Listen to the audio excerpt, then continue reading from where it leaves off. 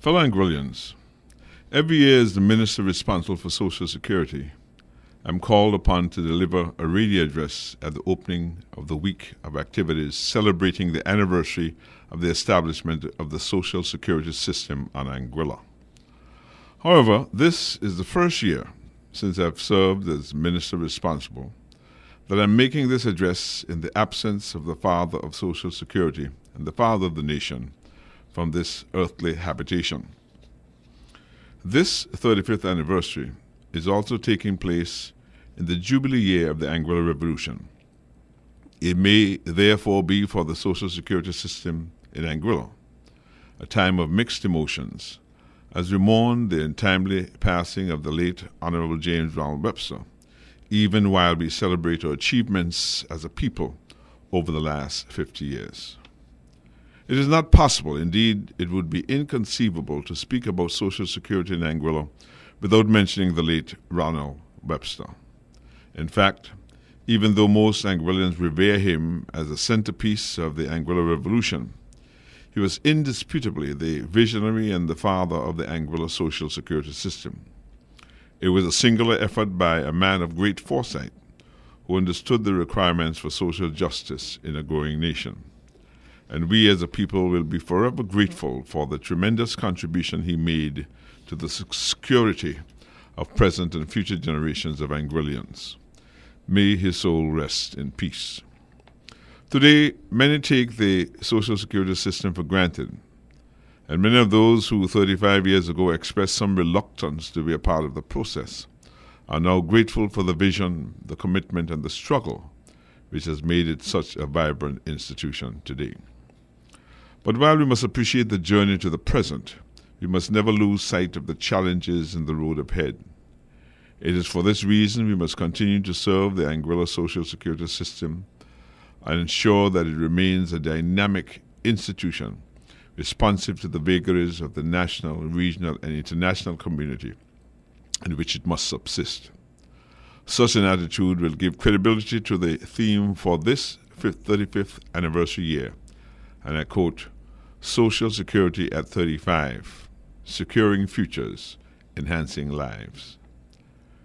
The sustainability of the fund in itself is inexorably linked to sustainable development, economic development, and as such, the management and administration of the system must be in sync with policy initiatives of the government.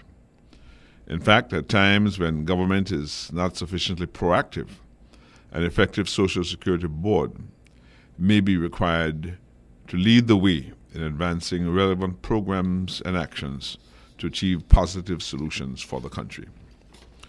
No one would have predicted that in the 50th anniversary year of the Anguilla Revolution, and in this 35th year of the Anguilla Social Security system, our island would have been battered by the most violent hurricane to make landfall in the recorded history of such weather events in the Caribbean. And the impact of this natural disaster on our people and our economy was so devastating that it could effectively reduce many of the gains we have made over the last 50 years, including the growth and maturity of our Social Security system over the last 35 years of its existence. There is no question that the level of social dislocation that has occurred with Hurricane Irma demands a substantive response from our Social Security system as well. Our society has not yet developed the more sophisticated social and financial safety nets prevalent in developed countries, which are capable of providing for its citizens in times of both natural and human disasters. Obviously, there is a cost to building such capacity.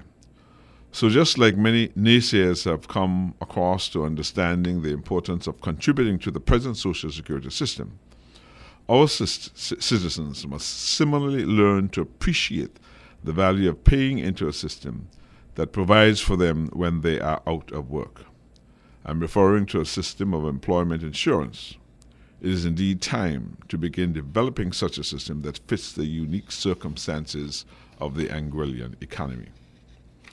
I am indeed proud to have been associated with several initiatives which Social Security boards over the years have undertaken for the furtherance of a stable socio-political environment.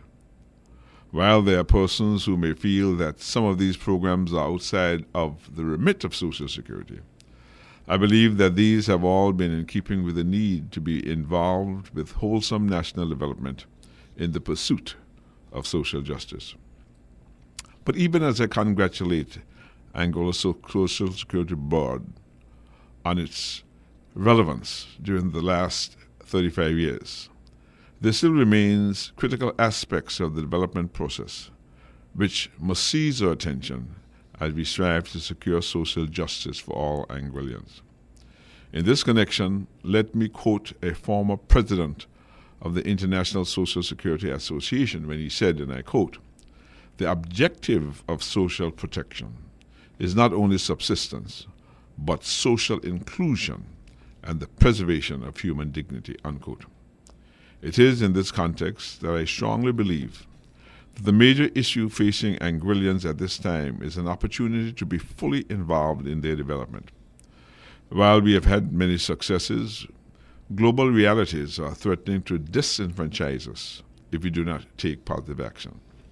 The Angola Social Security system must be a substantial part of those actions, strategies, and initiatives in this new period heralded in by this milestone year. I would, however, at this juncture, like to point out that the Angola Social Security has a responsibility to its contributors, which it has maintained assiduously over the years. Any new initiatives must be as faithful to that responsibility in the next 35 years as it has been in the past.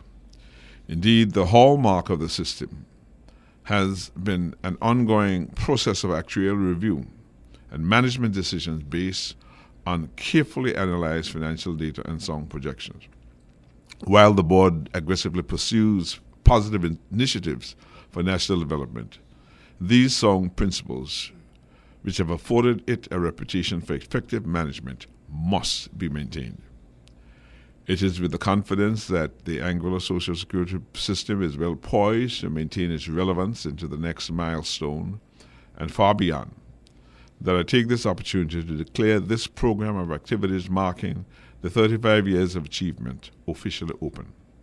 I now look forward with great anticipation to the system's continued relevance in this period of dramatic change that now confronts us, alongside of other institutions on Angola charged with securing our national development. Again, congratulations to successive boards, managements, and staff for achieving this milestone with outstanding success, even in this Jubilee year of the Angola Revolution. We stand firmly with you as you continue to respond affirmatively to the biblical question, "Am I my brother's keeper?" Not only with words, but with deeds as well. May God bless you all, and may God bless Angola. I thank you very much indeed for listening.